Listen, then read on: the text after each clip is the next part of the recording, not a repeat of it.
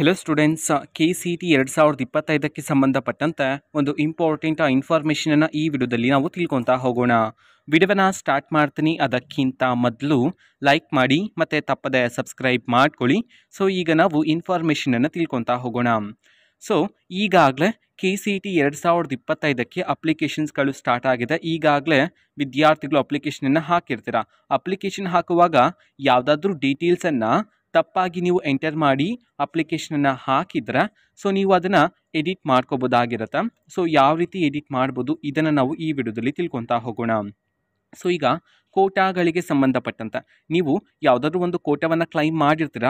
So application ಹಾಕುವಾಗ approval ಆಗಿರುತ್ತೆ, but final application printout ಬರುವಾಗ ಸೊ ಅಲ್ಲಿ ಕೋಟಾಗಳು ಡಿಸ್ಪ್ಲೇ ಆಗ್ತಿರೋದಿಲ್ಲ. ಇದಕ್ಕೆ ಸಂಬಂಧಪಟ್ಟಂತೆ ಸೊ ನೀವು ಇದನ್ನು ಯಾವ ರೀತಿ ಎಡಿಟ್ ಮಾಡ್ಬೋದು ಇದನ್ನು ನಾವು ತಿಳ್ಕೊತಾ ಹೋಗೋಣ.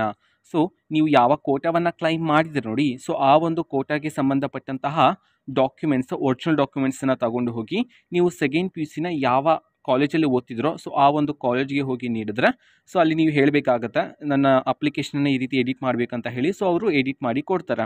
ಇಲ್ಲ ಅಂತಂದರೆ ಸೊ ಈಗ ಅಪ್ಲಿಕೇಶನ್ ಲಾಸ್ಟ್ ಡೇಟನ್ನು ನಮ್ಮ KE ಅವರು ಈಗಾಗಲೇ ತಿಳಿಸಿದ್ರೆ. So KCET application last date end ಆದಮೇಲೆ ನಮ್ಮ KE ಕಡೆಯಿಂದನೇ ಲಿಂಕನ್ನು ಬಿಡುಗಡೆ ಮಾಡ್ತಾರೆ KCET ಅಪ್ಲಿಕೇಶನನ್ನು ಎಡಿಟ್ ಮಾಡೋದಕ್ಕೆ.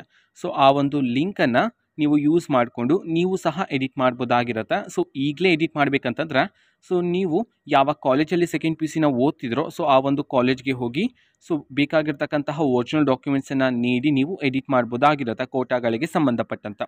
ಓಕೆನಾ. ಸೊ ಇದು ಇವತ್ತಿನ ಒಂದು ವಿಡಿಯೋ. ಮತ್ತೀಗ ನಾವು ಟೆಲಿಗ್ರಾಮ್, ಇನ್ಸ್ಟಾಗ್ರಾಮ್ ಮತ್ತು ಫೇಸ್ಬುಕ್ಕಲ್ಲೂ ಈಗ ವಿಡಿಯೋಸ್ಗಳನ್ನು ಅಪ್ಲೋಡ್ ಮಾಡ್ತಿದ್ದೀವಿ. ಲಿಂಕ್ಸ್ಗಳನ್ನು ಡಿಸ್ಕ್ರಿಪ್ಷನ್ ಬಾಕ್ಸಲ್ಲಿ ಕೊಟ್ಟಿರ್ತಾನೆ, ಕ್ಲಿಕ್ ಮಾಡಿಬಿಟ್ಟು ಫಾಲೋ ಮಾಡಿ. ಓಕೆನಾ. So thank you, bye.